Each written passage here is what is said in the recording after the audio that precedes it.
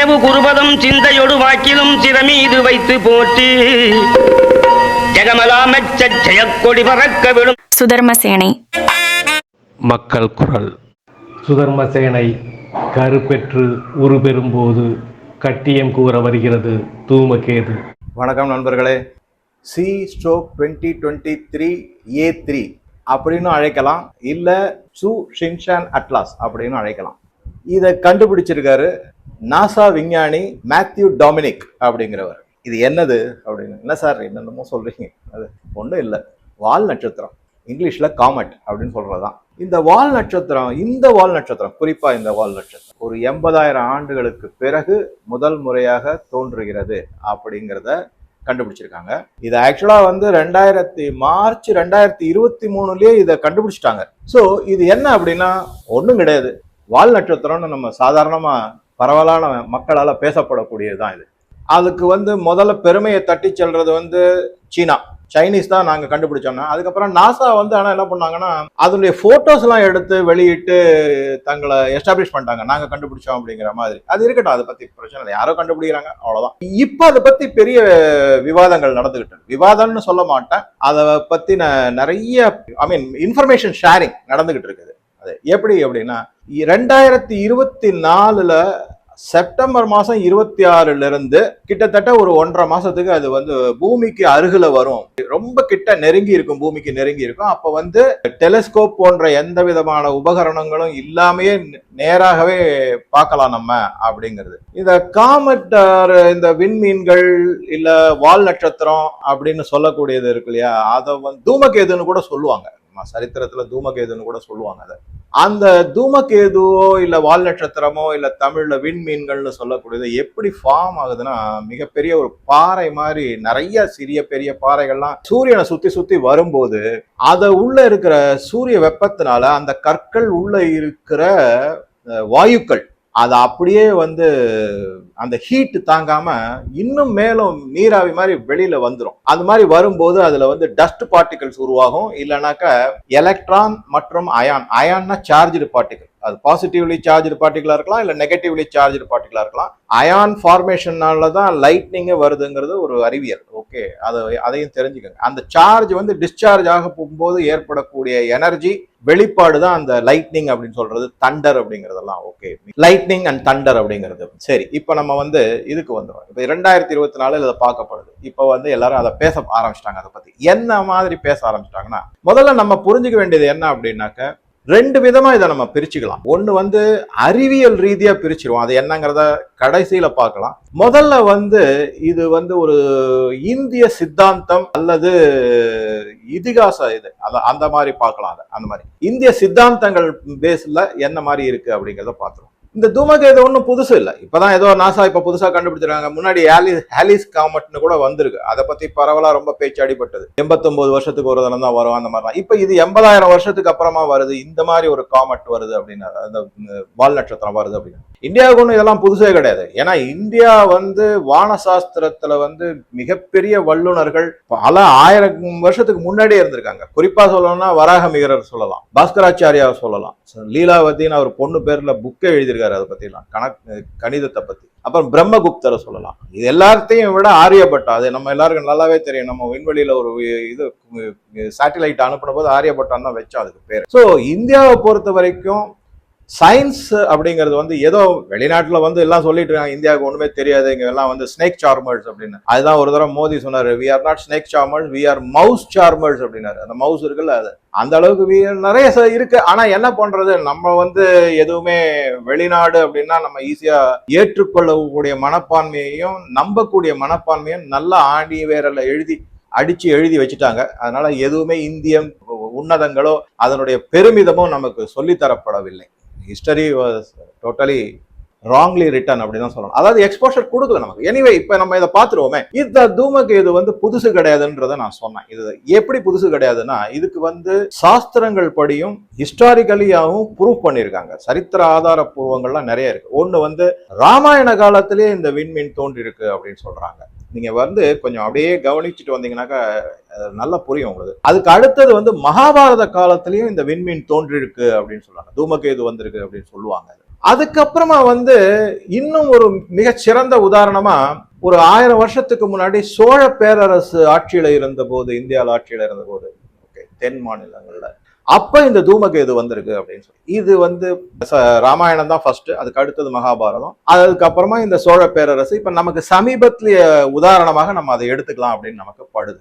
இதனால என்ன அப்படின்னா, இந்தியாவில அதாவது சித்தாந்த ரீதியாக நம்பப்படுவது வந்து இந்த மாதிரி தூமகேது அல்லது விண்மீன் வந்தால் தெரிந்தால் அது பூமி பந்தின் மேல விழுந்தாலோ சரி, இல்ல விழாமல் தள்ளி வேற்று பாதையில போனாலும் சரி, இந்தியாவுக்கு ஆரம்பத்துல சில விதமான பாதிப்புகள் ஏற்படும், அசம்பாவிதங்கள் நடக்கும். ஆனா காலப்போக்குல அது வந்து நல்ல விதமா தான் முடிஞ்சிருக்கு அப்படிங்கறத நம்ம பாக்குறோம். எப்படி பார்க்கலாம் என்ன அப்படிங்கறது பார்க்கலாம். அருகாமையில இருக்கக்கூடிய 1000 வருஷத்துக்கு முன்னாடி இருக்கிற சரித்திர சான்று எடுத்துட்டு பார்த்தோம்னா, கல்கி அவர்கள் வந்து, கல்கி கிருஷ்ணமூர்த்தி, அவர் வந்து ஒரு அருமையான நாவல் எழுதியிருக்காரு, 5 பாகங்கள் கொண்டது, பொன்னியின் செல்வன். நான் படத்தை சொல்லல, நான் உண்மையான ஒரிஜினல் நாவலை குறைஞ்சபட்சம் ஒரு 4-5 தரம் படிச்சிருப்பேன் சின்ன வயசுல.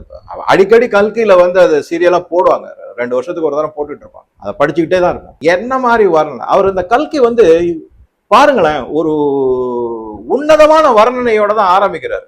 வந்தியத்தேவன் வந்து வீரநாராயணபுர ஏரியை கடந்து அதனுடைய அழகையும் இதையும் வர்ணிப்பு மாதிரி அந்த மாதிரி யாராலையும் வர்ணிச்சு பார்க்கவே முடியாது. அவ்வளவு அருமையான வர்ணிப்பு. சில பேர் சொல்லலாம் சாண்டில்யன் இருக்காருன்னு, பாஷ்யம் ஐயங்கார் அவரும் நிறைய வர்ணிச்சிருக்காரு, நான் இல்லைன்னு சொல்ல மாட்டேன். சரித்திர நாவல்ல கல்கியும் சாண்டில்யனுக்கும் தமிழ்ல மிகப்பெரிய இடம் இருக்கு.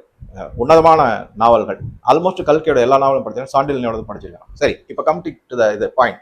அந்த வீரநாராயணபுரத்தை பத்தி பேசிக்கிட்டே வரும்போது இந்த வந்தியத்தேவன் சோழ சாம்ராஜ்யத்தினுடைய தளபதியா வர்றாரு பின்னாடி. அதுக்கப்புறம் அதை அப்ப பார்ப்போம் அது எப்படி ஆறாங்கன்னு. ஆனா அந்த மாதிரி மிக அழகான ஒரு மகிழ்ச்சியான சூழ்நிலைய கொஞ்சம் கொஞ்சமா கல்கி அப்படியே நகர்த்தி அந்த நாவல்ல எங்க கொண்டு வந்து நிறுத்துறாருன்னா, திடீர்னு மக்கள் வந்து கவலைப்பட்டு கலவரப்பட்டு, தூமகேது தெரிகிறதே, நாட்டுக்கு ஏதாவது ஆபத்தா அப்படிங்கிற கொஸ்டின் மார்க்கோட நிக்கிறாங்க. எல்லா மக்களும் அப்படியே ஒரு கவலையோடயே வாழ்ந்துகிட்டு இருக்காங்க ஒரு சில நாட்களுக்கு. அதாவது இந்த தூமகேது வந்தா என்ன ஆகும் அப்படின்னா, நாட்டிற்கோ அது எந்த இடத்துல தோன்றதுங்கிறது முக்கியம், அந்த நாட்டிற்கோ அல்லது அந்த நாட்டினுடைய அரசர்களுக்கோ சில அசம்பாவிதங்கள் நிகழக்கூடும் அப்படின்றத நம்பிட்டு இருந்தாங்க. ஒரு நம்பிக்கை பேசுறது, அதை வந்து ப்ரூவ் ஆயிருக்கு அப்படின்னு சரித்திர நிகழ்வுகள் நமக்கு சொல்லுது. இப்ப இந்த திருப்பியும் இந்த பொன்னியின் செல்வன் நாவல்ல நம்ம வந்தோம்னா, மக்கள்லாம் என்ன பண்ணும், அந்த டயத்துல வந்து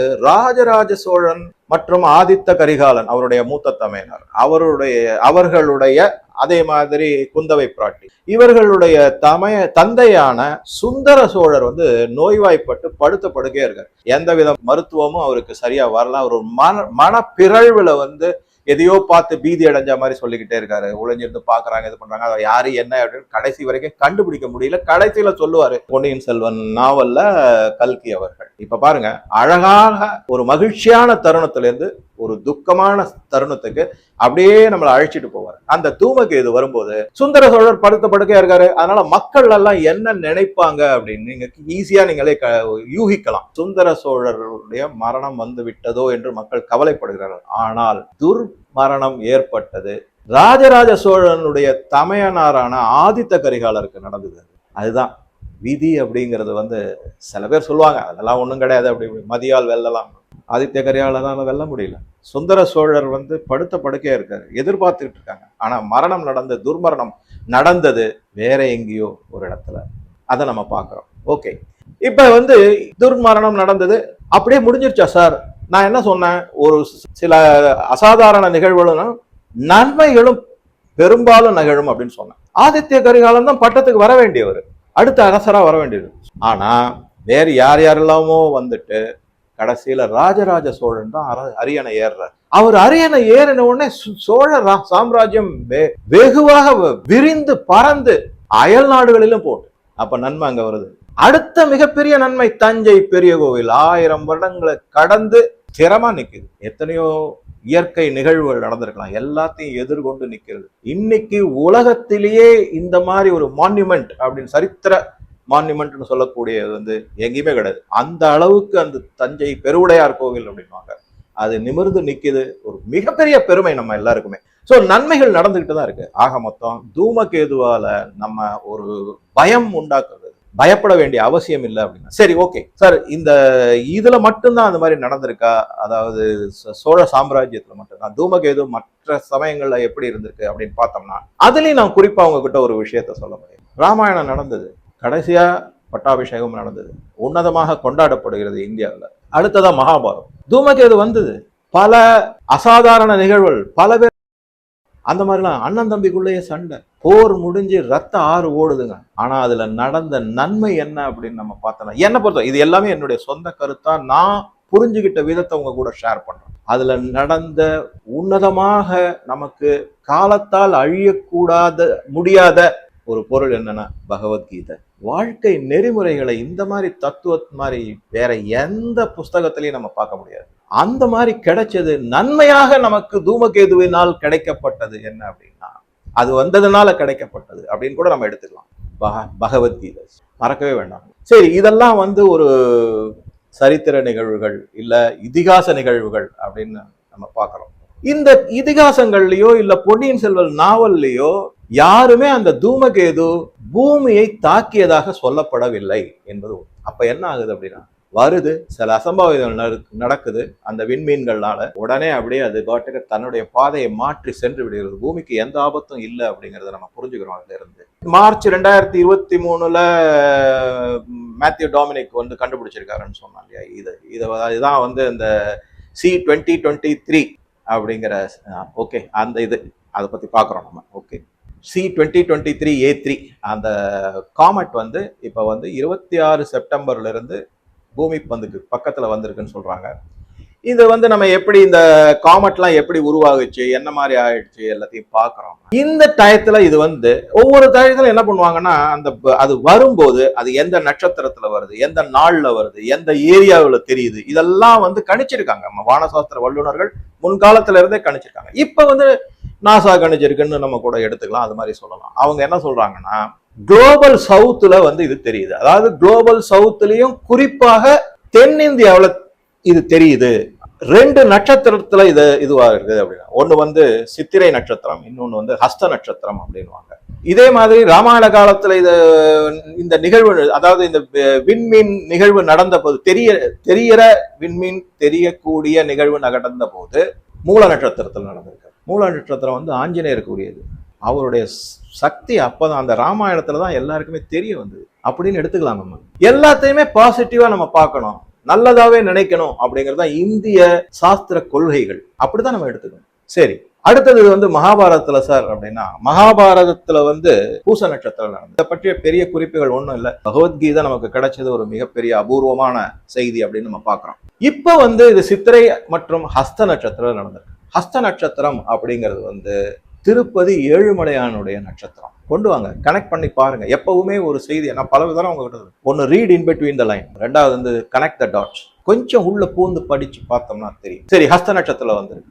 ஹஸ்த நட்சத்திரம் வந்ததுக்கும் இப்ப 3 நாட்களுக்கு முன்னாடி இந்த விண்மீன் பூமி பந்துக்கு அருகில் வரப்போது எல்லாருக்கும் சாதாரண பார்வையிலே தெரியும், டெலஸ்கோப்போ எதுவும் வேண்டாம்னு வந்த செய்திக்கும் ஒரு சின்ன கனெக்ட் த டாட் பார்த்தோம்னா பல விரும்பத்தகாத நிகழ்வுகள் திருப்பதியில நடந்ததை நம்ம கவனிக்கிறோம். சார், அப்ப நன்மை வரும் சொல்ல ஆரம்பிச்சிட்டாங்கல்ல.